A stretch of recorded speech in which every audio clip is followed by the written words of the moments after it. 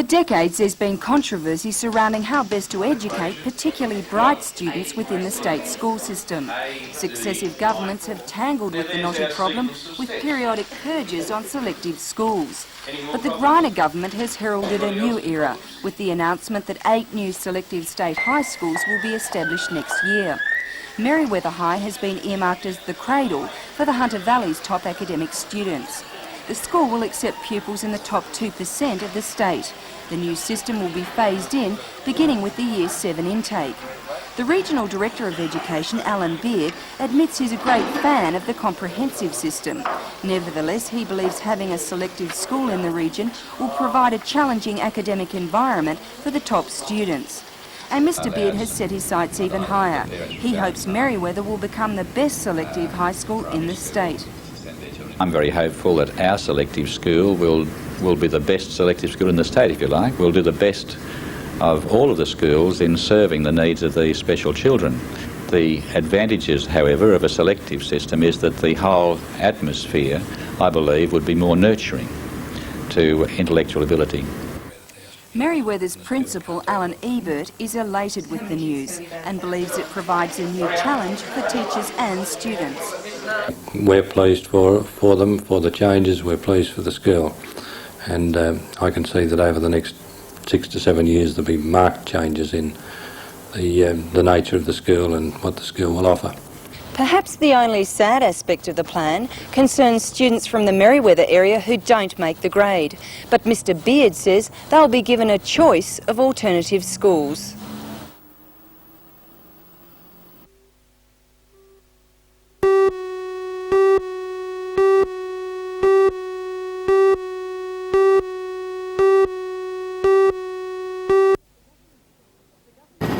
The government says it wants to give the public a wider choice of travel options by removing restrictions on long-distance coach services. It's a radical departure from the previous government's policy which prevented coach services from operating in direct competition with State Rail. The Department of Motor Transport will call for applications from interested operators. In the Hunter, several coach lines are expected to tender, including Blue Ribbon. We feel that private enterprise can do a better job, and we feel in a lot of places the previous government were getting pushed out a little bit with the SRA buses and trains. So yes, we feel we can do a better job. We have proven over the years our strike record is nil, we haven't had strikes, and we have the backing of the TW, the Transport Workers Union, which our drivers are members of. Fares and timetables will be left up to the operators, but the Minister says competition should guarantee an attractive rate. In recent weeks, Bruce Baird has hit out at State Rail, criticising employees for taking too many sickies. The Australian Railways Union sees this latest decision as an attack which sounds the death knell for passenger train services. Secretary Jim Walsh says the government is winding down rail operations. He says meetings with the Minister and members this week will consider industrial action in retaliation.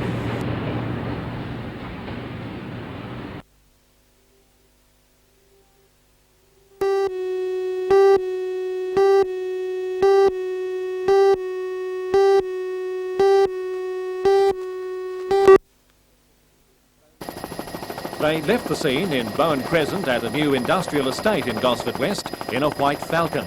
The car, which had been stolen from Concord earlier in the week, was later found abandoned at the nearby meatworks. Police are working on the theory that the offenders had another vehicle waiting there and have now returned to Sydney. This was one of 2 major robberies on the Central Coast today. Rosshampton continues. Police were taken by surprise when they were called to a second robbery only hours later. 2 men wearing black tracksuit tops, blue jeans and balaclavas walked into the Westpac Bank in the entrance road, East Gosford, at 2:30. One threatened staff with a semi-automatic pistol, while the other leapt the counter and collected a small amount of money from the tills. They then escaped on foot. Police say the men left the bank and entered scrubland where they ran parallel with the entrance road for about 200 metres. They were then seen by some construction workers to enter this culvert, where they dragged themselves through, ran across this mud and then entered the swampland on the other side. The mangroves extend several kilometres and police quickly surrounded the area, believing they'd trapped the men.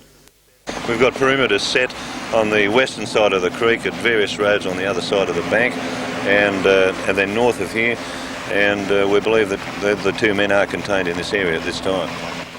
A police dog was raced to the spot from Sydney and also put into the search. While the dog attempted to find the scent, the Westpac helicopter skimmed the tree line in an attempt to flush the men out. However, the dog failed to pick up their tracks and the men remain at large. Police are concerned because they say they could be dangerous. At this stage, we know that certainly one of them is armed with a small calibre pistol, and so we've got every reason to suspect that they could be dangerous.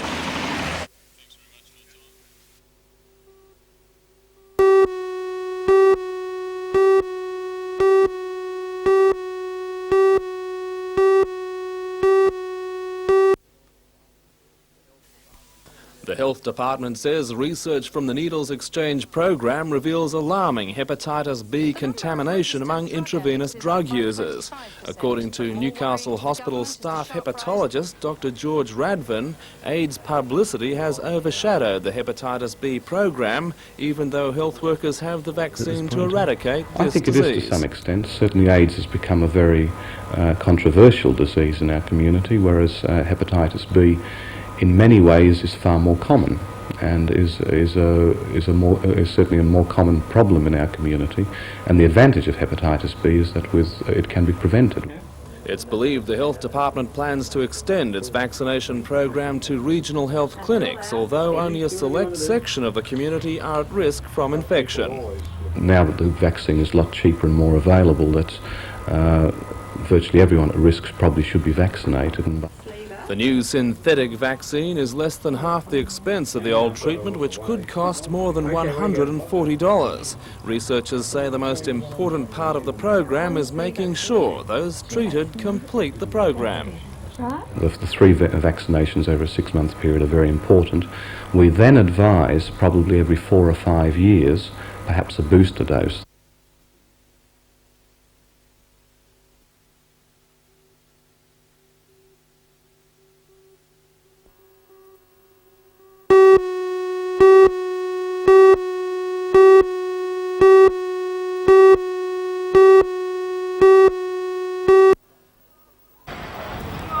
Today's game was expected to be a close encounter, with both sides equal 6th on the points table. Newcastle began the match in fine style, and after only 3 minutes, a mix-up in the goal mouth saw Canterbury put in an own goal. It wasn't until midway through the second half that Newcastle put its second point on the board. After a pass from Wayne Bailey, Paul Crabtree, sporting his new Mohawk look, made no mistake.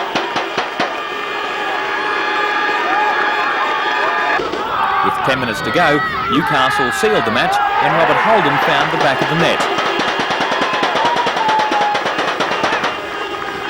One of the best on the field for the locals was new English import Martin Cummings.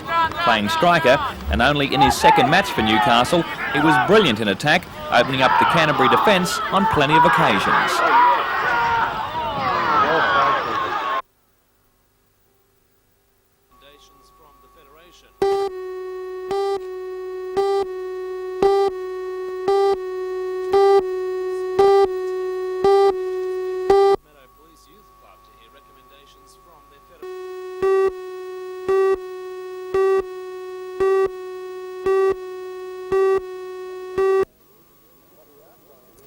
What we are trying to do is simply put more money into nurses and more money into beds.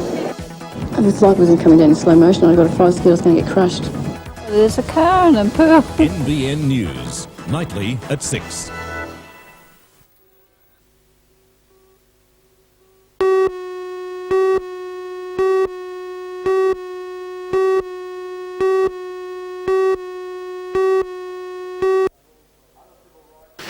Other civil rights are also affected by the proposed legislation. Anyone who suffers any damage or injury by energy, power, fuel, water, public transit, it is likely that it will declare some of the other services referred to in the bill.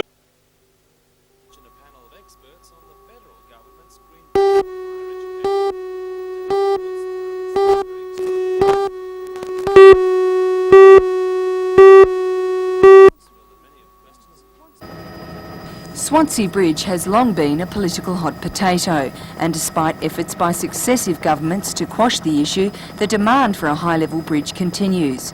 Lake Macquarie's Mayor Ivan Welsh is now floating an innovative new plan which, if it came to fruition, would be a major boon for the area and would solve the problem. The plan involves the re-dredging of a channel closed by the building of the Pacific Highway and constructing a new high-level bridge that would allow yachts to come in and out. Well, the idea would be to build the high-level bridge over dry land initially and then put the water underneath it. But the water would be a navigation channel which could be used by boats or water police, anybody that was going to go from the lake to the open sea. A key aspect to the proposal is the development of luxury blocks that would be built along the Waterway. The sale of these blocks would help to fund the bridge. Yes, if we do a key type development, it will make each of the houses in their waterfront blocks. Now, waterfront blocks are at a premium around the lake, and I've been told by real estate agents that it wouldn't be unrealistic to suppose that those blocks could go for $100,000 each. So that might pay for the bridge? That would pay for the bridge, that's the idea of it. Ivan Welsh admits that at this stage the plan is only an idea, but believes it has great potential. Real estate sources also say there'd be demand for the type of waterfront properties being mooted, with the only real opposition coming from some environmentalists.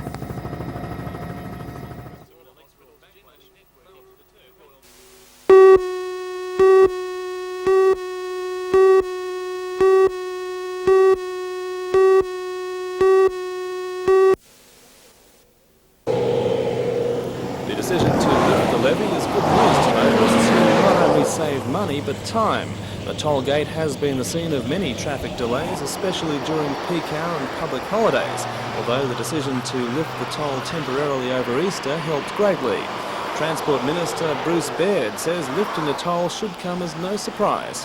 What we are doing is building tollways across the state, and we have a sunset provision, which means that once the toll has been paid, once the road has been paid for, then the toll comes off. And it's simple as that. The Berowra tollway has been paid for by the people of New South Wales. There is no justification to keep it on. One group not overjoyed by the announcement will be toll collectors. However, the Minister says all 47 employees will have jobs. The toll abolition will coincide with the opening of the latest section of the F3 freeway from Wyong to Berowra at the end of the year. The two events will result in a 30-minute cut in peak time travelling from Newcastle to Sydney. The announcement was appropriately made at the launch of a new bus service from Gosford to Sydney in direct competition with the SRA. Bus company director Neil Smith says the service meets a public demand. Well, initially we're looking at niches in the market where we feel that the rail service is not a good service because people have to make connections and change. So we've aimed particularly at places like Macquarie Park, which is a large new industrial area. We've aimed at the airport and the industrial areas around there. We've aimed also at places like North Sydney and Crow's Nest, where if people go by train, they have to stand a long way to Hornsby, get off the train, get on another train, stand to Waterway before they get home. The government's decision to allow direct competition with rail will affect Newcastle as well. Several bus operators are already drawing up plans to operate coach services to Sydney. We have a number of expressions of interest from the people there.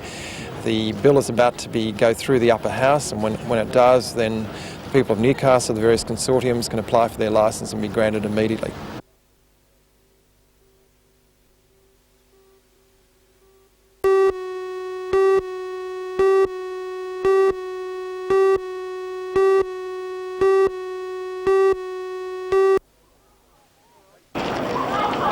Tracy was killed in the tragic shooting in the KJ hairdressing salon in Woodbury where she worked. In a statement tendered at today's committal hearing in Maitland, police said Brudeland walked into the shop around 1:30 p.m. on the 8th of March this year, and after an argument with Tracy, shot her in the left side of the head. A large crowd of family and friends gathered at the court for today's hearing, some still visibly upset by the shooting. 4 witnesses were cross-examined by defence for Brudeland, including a Woodbury boy, Jason Geary, who told the court that he had smelt alcohol on Brudeland's breath moments before the shooting.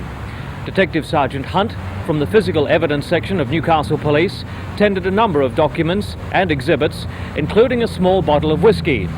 But it wasn't until the next day that a blood sample was taken from Brudeland's blood at Royal Newcastle Hospital. That test showed no alcohol in his blood. Magistrate Monaghan committed Brudeland to stand trial at Newcastle Supreme Court at a date to be fixed. bail was not applied for and was formally refused. Brudlin was taken by police car back to Long Bay Jail Hospital in Sydney, where he's being treated for head and eye injuries. After the hearing, Tracy's brother spoke about his family's ordeal. I'd like to say as well as can be expected, but not really. You know, it's a very severe tragedy and a big loss to the family and to the community, I must say, because she had a lot of friends. And you're feeling that...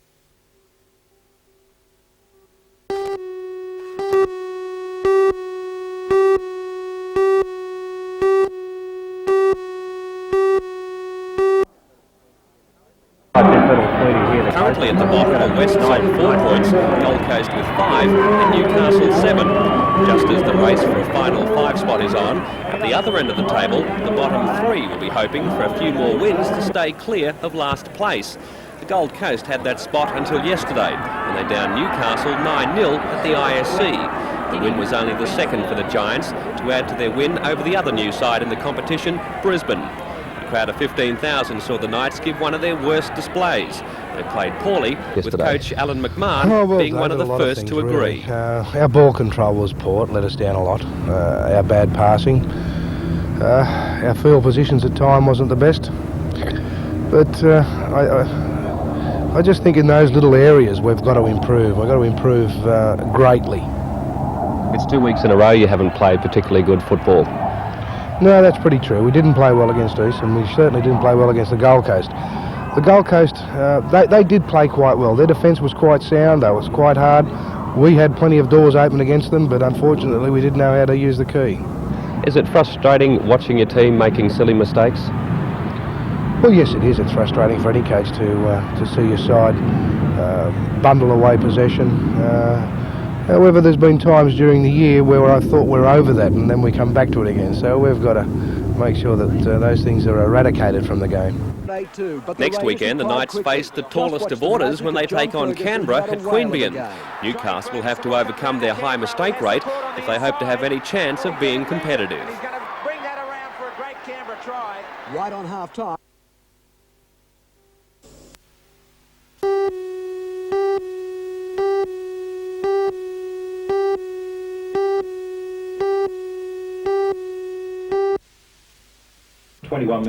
A group of students from Newcastle High School played a prominent role in the project, which was hosted in Sydney by television personality Jonathan Coleman. The idea was for students from various academic institutions to take part in a video satellite conference with their counterparts in American schools. The project was codenamed Schoolmates and was organised under the auspices of the Australian Bicentennial Authority. In fact, it was Newcastle High which started the ball rolling. Newcastle High extends a warm welcome to our schoolmates across the country and across the world.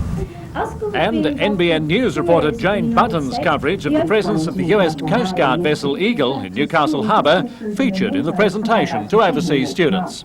But the Eagle has another very important mission.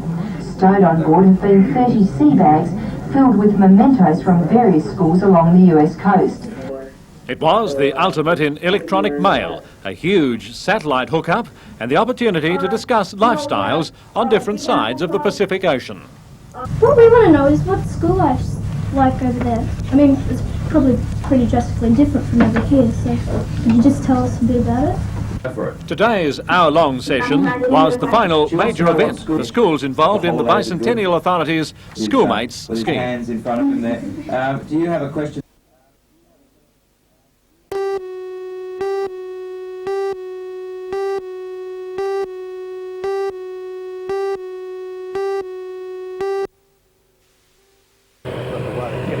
The AWB says it is still too early to generalise about the price impact on all Australian wheats. However, Chairman Clinton Condon says there is little doubt that growers who produce hard and prime-hard varieties will obtain significant premiums above ASW. Well, as the drought has worsened in the United States, protein prices have continued to increase.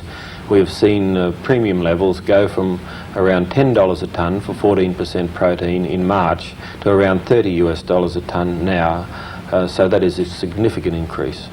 The AWB also estimates that the Australian wheat crop will increase by about 8% next season in the wake of good opening rains across much of the wheat belt. The AWB believes farmers will sow around 10 million hectares over the next 2 months, an increase of 700,000 on last year's small acreage.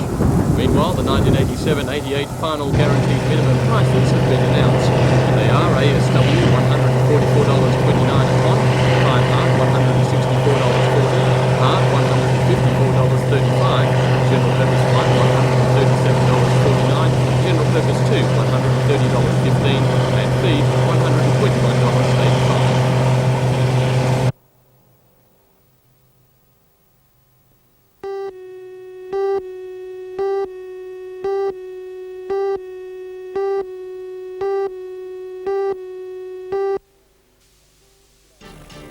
Good afternoon, I'm Ross Hampton. In tonight's news, a report on the possibility of a very different export for Newcastle. Plans are underway for Murray grey cattle, destined for the tables of the Japanese to be shipped through the port. For all the news, join us tonight at 6.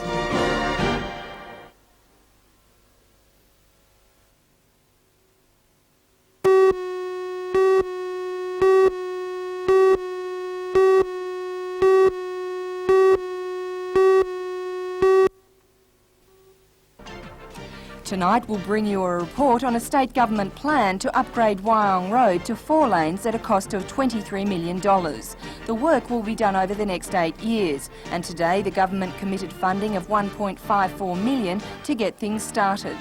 For all the news, join us tonight at 6.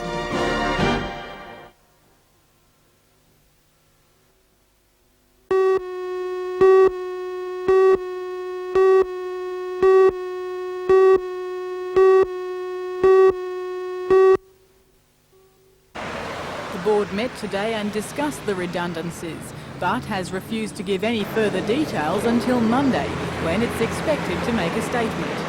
I believe that the board may be considering a phased approach. First of all, voluntary redundancy based on a package that they'll formulate, and hopefully that there'll be full consultations on that, and that we can come to some joint consultative arrangement in regard to any redundancy package that's offered to any employee of the board. Mr Wood says former Hunter District Water Board President Dr John Patterson maintained the organisation could operate with 400 less people. Mr Wood says numbers could be reduced either with forced or voluntary redundancy packages over several years. It appears at this stage employees are pretty much in the dark. What are their feelings? One of apprehension. There is a lot of rumours, and rumours have been running rampant in the last 2 or 3 days, and management really hasn't endeared itself to the employees by not scotching these rumours. Do you think perhaps something should have been done before this? Yes, I think it would have been appropriate for management to at least have informed the employees of what they proposed to do in consulting with their union. Why do you think that happened?